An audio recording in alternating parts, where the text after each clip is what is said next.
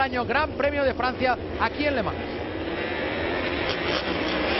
Por el interior, atención a la llegada a la curva 3, que es un auténtico embudo. Gran salida de Marc Márquez, ya tendrán salida también desde la segunda fila, y ahí Maverick Viñales emparejándose con Zarco, cabeza de carrera para... Ha salido muy bien, Zarco le estaba ya disputando para atacar, y yo creo que lo va a hacer. Y Valentino por delante de Marc Márquez, que acaba de adelantar, pero vamos a ver si el interior con Zarco tirando, Marc Márquez, Crashlow, Dovizioso y Dani Pedrosa. Ya tenemos los 4 favoritos. Un poquito respecto a Rossi, que va por detrás de Viñales persiguiendo a la Yamaha del Tech 3 de Johan de Meta, y pasado Vicioso. Este es Crashlow, Zarco, Viñales, Rossi, Márquez, Crashlow, Dovizioso. El equipo de Jorge Martínez Aspar y del Pull&Bear Sparting, que por cierto hoy se ha confirmado que bajada justamente en esa curva 5, ahí Viñales ya se le iba un poco de atrás en la frente. Podio, y de momento ahí están por delante de Márquez, de Crashlow y de Dovi, que es la primera Ducati. Viñales le está costando seguir el ritmo de Zarco, claramente. Yo creo que Rossi tiene algo más que Maverick en este momento. Aguante un poco ahí, no pasa nada. Aparte del neumático, tienen que entrar en temperatura. Yo creo que ahora de circuito, este año 2 victorias en las 2 primeras carreras, problemas con los neumáticos en la cual está bien. Pasan ahí de nuevo por la chicane de la 3. Y ahora iban estas zonas de stop and go, yendo y viniendo. Y el público estaba liderando, estaba tirando, estaba intentando irse, pero esperemos que esto acabe bien. Encima suyo. Sí, ahí le tenemos por detrás. No se está yendo para nada. De un equipo independiente por delante de las 2 motos oficiales de su... Un bagaje. Intenciones. Sí, por eso digo que ahora Moto 2, que es una gran categoría y hay pilotos rapidísimos. 33 uno les ha metido más del récord de la pista. Luego también hay que decir, esta carrera tienes que agarrar fuerte al manillar, porque es una recta complicada, entras inclinado. Márquez, bueno, lo está viendo un poco a distancia. Mucha igualdad. Hay mucha igualdad. Lo que pasa es que tampoco es tan fácil pasar aquí en Le Mans. Lo que no quiere Maverick es tomar riesgos, ¿no? Intentar...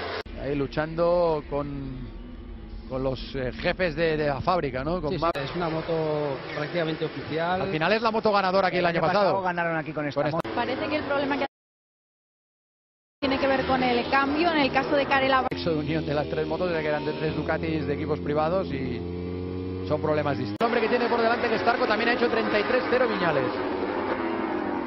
Le gana muy poco a poco. Va yéndose 6 décimas ahora en el primer parcial de esta.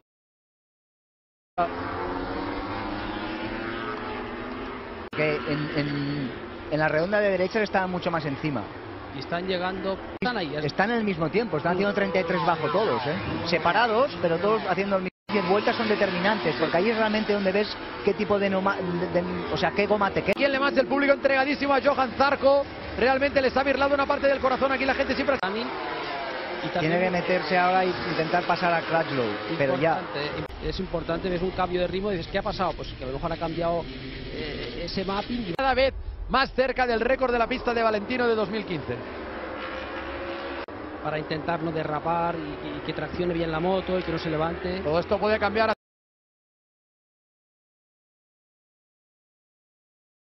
Una pequeña colada, porque le pasen 2 de golpe.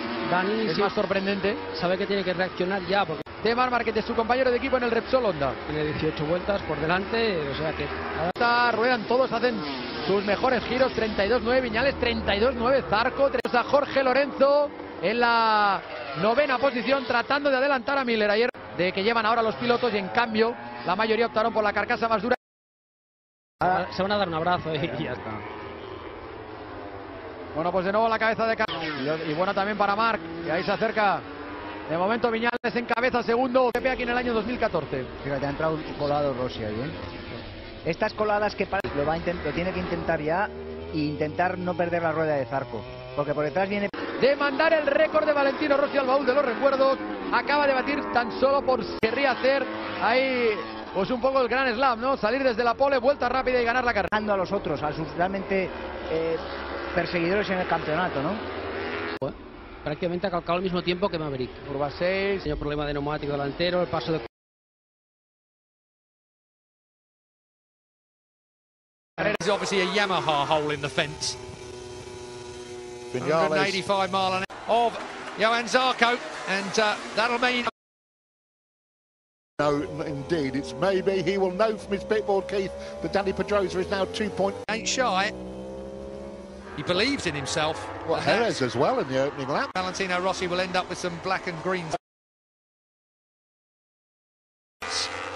Well, there's enough laps, Jules. 5 laps left to go, and once they get through Zarco, now he's got the fastest lap. So Valentino Rossi's got a new lap record. We go into 1:30 to follow. So you're not stressing yourself or the bike or the tyres following This was him. the pass, and in a classic. Long legs and arms, just flicking the bike from side to side underneath him. He's a good 6-footer.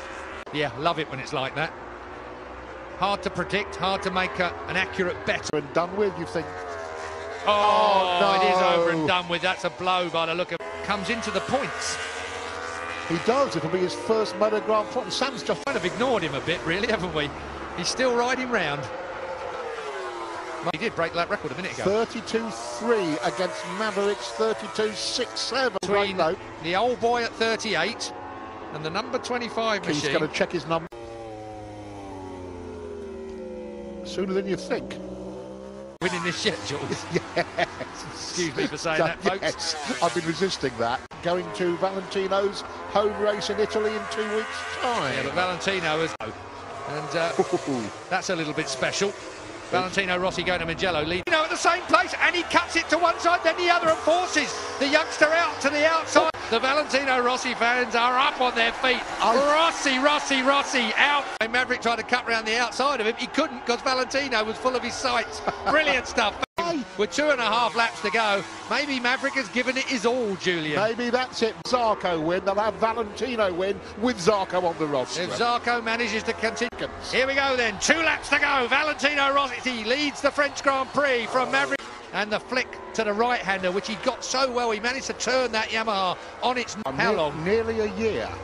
Catalonia last year. I might suggest he hasn't forgotten. It doesn't look as neat as Valentino, does it? It's twitching and scrabbling for grip. Valentino Rossi, it's been such a long time since we've seen him win a race. Qualifying of 2017 was here. He was second at Le Mans. 2008 was the last time Valentino Rossi stood on the top step of the podium here. It was the last time he stood on the top step. Maverick Viñales will surely just a little bit to do before we have a historic win again for Valentino Rossi. Might give him a problem if he forces his way to the front. That cost him. Has that cost Valentino Rossi? Has he got anything left? We're 46. Zarco is still third. Maverick Viñales says, will be second, and Pedrosa will be third. This is the final corner. Mano then will get fifth, while the doctor picks the bike up down in...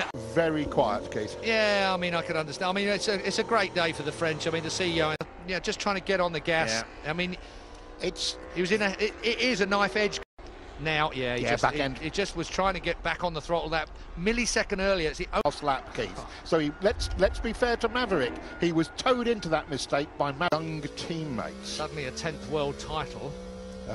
That's what he's thinking. And Zarco. Yeah, let's celebrate, shall we? Absolutely, Keith. It's been a great. When it's calculated aggression, I love that kind of aggression. That's what he's supposed to do as a motorcycle racer. He's not afraid. Worked his way through to the podium. The 5th row. Pretty impressive stuff. And Zarco, who was 6th on 35 points, has just picked up names. And Johan Zarco comes to his first part firm situation, perhaps, but not in the front order. Indeed, Keith. Stevie, the young pretender. Are we going down to see Hervé later for a drink?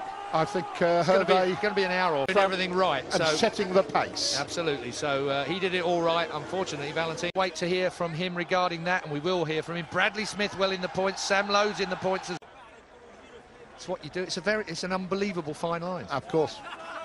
What a day. 3 absorbing Grand Prix. 500 Moto Grand Prix wins for Yamaha. There's the first, Fumio Ito. It's the smell of 2-stroke. Have you not been to the campsite? That's the smell of everything, except I think that's all that can be said, Jules. It is. That's the reality of it. Independently, and to see Johan Zarco, the first French podium in MotoGP. I just put the graphic up on the screen. What a twit I am. Yeah. Have you got a little bit of Keith Ewan in you? I've got. Want to argue, and who ends up second at the French Grand Prix? A Frenchman in the middle of the podium. We're going to superstar from France. So let's get this right. He's the first Frenchman on the podium. And he finished second then. Saron finished second. Off pole. Off pole, yeah. Well, Danny, congratulations on the podium here in Le Mans, and also now. So hard just to get through the first chicane with being in the back of the pack. Easy. So, but I was quite aggressive. I did quite good moves and did not crash. So this was a nice gift, and I'm super happy about. Nicky Hayden, of course, who all of us are waiting for news of in Italy. But Nicky Hayden, everyone here is thinking of him. So, Pedrosa. You see what he did to people on the first lap when he gained about 7 positions. That's what you need to do when there's Seti Gibber now. Well, Johan, congratulations, your first MotoGP podium, and you've done on the start and on the first corner, so I did the same, and then I was feeling good, so it was good to have him in the front like this. I could again manage the front tire and then they were fighting. I expect that maybe it's gonna be a big fight, and some today has been a great help. I could hear the Marseillaise watching me, and keep pushing because other podiums need to come. Absorbing it, you could see him soaking up the atmosphere. I have to say, I would love